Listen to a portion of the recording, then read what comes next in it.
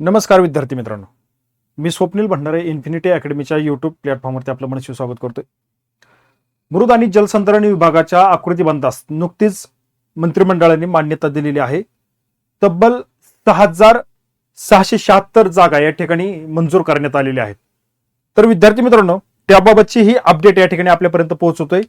विद्यार्थी मित्रांनो, यामध्ये सर्वाधिक जास्त इंजिनिअरिंगच्या जागा, ऍग्रिकल्चरच्या जागा, म्हणजे ज्यांचं शिक्षण त्या डिपार्टमेंटला झालेलं आहे, त्यानंतर लिपिक, अशा विद्यार्थ्यांसाठी एक सुवर्ण संधी या माध्यमातून निर्माण झालेली आहे.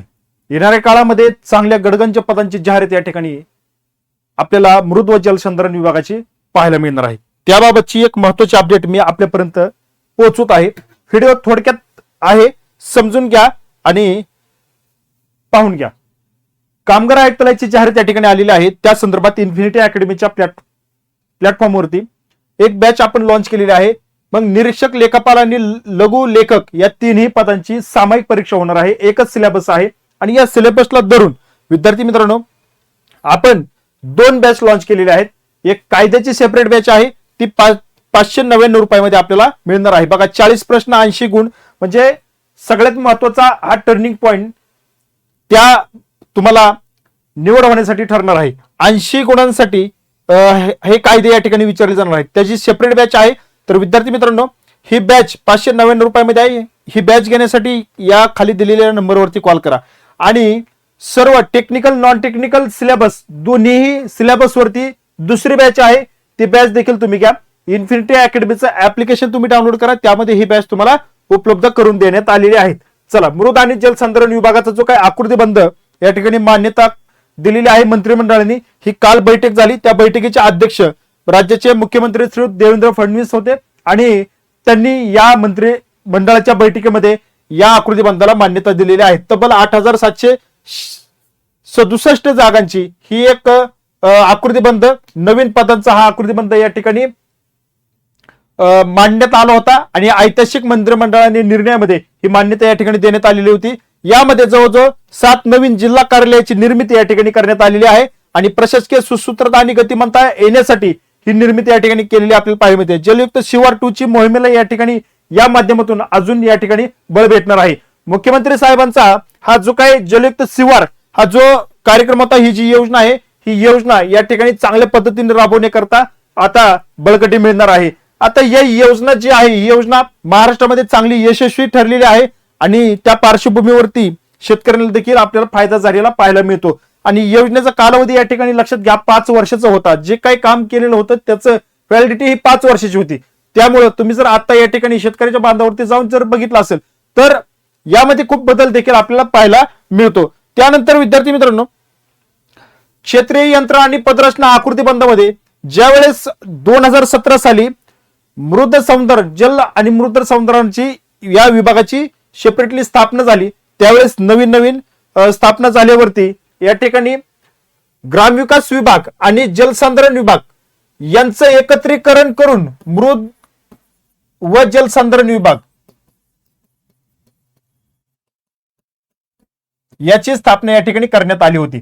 मग मूळ विभागाची पदे या ठिकाणी बघा, मृदा ग्रामविकास विभागाची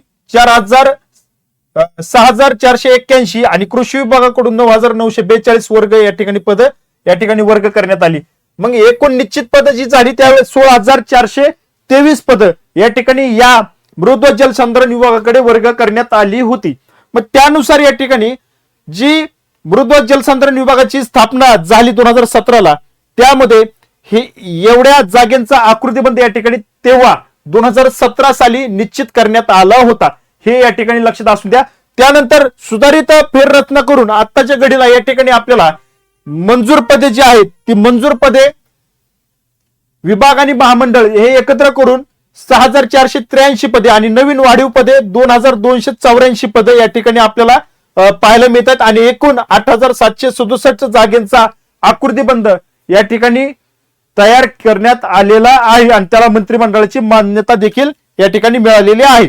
तर विद्यार्थी मित्रांनो, सध्याच्या घडीला आपल्याला एवढी सध्या मान्यता या ठिकाणी भेटली, परंतु एक गोष्ट लक्षात घ्या, एकूण पूर्ण जागेसाठी म्हणजे या विभागाचा आकृतीबंध या ठिकाणी 8,767 जागेचा मंजूर करण्यात आलेला आहे. म्हणजे येणाऱ्या काळामध्ये प्रशासकीय सक्षमीकरणासाठी ऐतिहासिक पदभरती एवढ्या जागेची होणार आहे का? अजिबात नाही.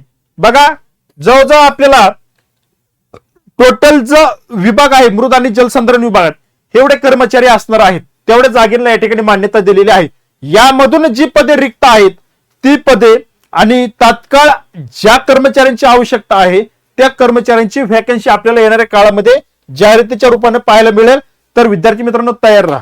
ज्या पदांची या ठिकाणी मान्यता भेटलेली आहे त्यावरती सेपरेट व्हिडिओ मी या ठिकाणी घेऊन येईल.